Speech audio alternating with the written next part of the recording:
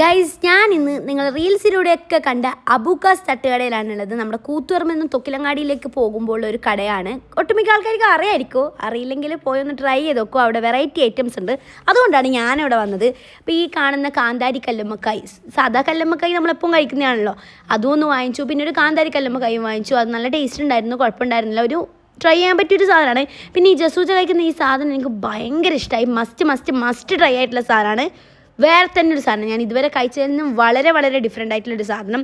പിന്നെ ഇത് കാന്താരി മുട്ടയാണ്, അതും കുഴപ്പമില്ലായിരുന്നു, നല്ല ടേസ്റ്റ് ഉണ്ടായിരുന്നു. വിശക്കുമ്പം കഴിക്കാൻ പറ്റുമ്പോൾ ഒരു നല്ല ടേസ്റ്റുള്ള പോലെയാണ് തോന്നിയത്, ടേസ്റ്റ് ഉണ്ടായിരുന്നു. പിന്നെ 2 ഇറച്ചിപ്പത്തിലാണ് ഓർഡർ ചെയ്തത്, ഒന്ന് കല്ലുമ്മക്കായി ഒന്ന് കൊഞ്ച്.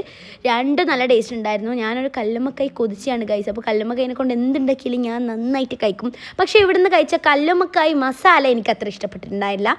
കുറച്ച് മറ്റേ കുരുമുളകിൻ്റെ കുത്ത് കൂടുതലുണ്ടായിരുന്നു. പിന്നെ ഈ ചിന്നമുട്ട മസാലയും നൂൽ പൊറോട്ടയും അതും എനിക്കത്ര ഇഷ്ടപ്പെട്ടിട്ടുണ്ടായിരുന്നില്ല. അത് എനിക്ക് ചിന്നമുട്ട സാധാരണ നോർമലി ഇഷ്ടപ്പെടാത്തത് കൊണ്ടാണെന്ന് തോന്നുന്നു, കാരണം എൻ്റെ കൂടെ വന്നവർക്കൊക്കെ ഇത് ഭയങ്കര ഇഷ്ടമായി. പിന്നെ ഇവിടെ മംഗല ബിരിയാണിയൊക്കെ ഉണ്ട് കേട്ടോ, ഞാനത് കഴിച്ചിട്ടുണ്ട് ഇതിന് മുന്നേ, നല്ല ടേസ്റ്റാണ്. അപ്പോൾ മംഗല ബിരിയാണി, തലശ്ശേരി മംഗല ബിരിയാണി കഴിക്കണമെങ്കിലും ഇവിടെ വരാം. അപ്പോൾ ഇത്രയൊക്കെ ഉള്ളൂ, ബൈ.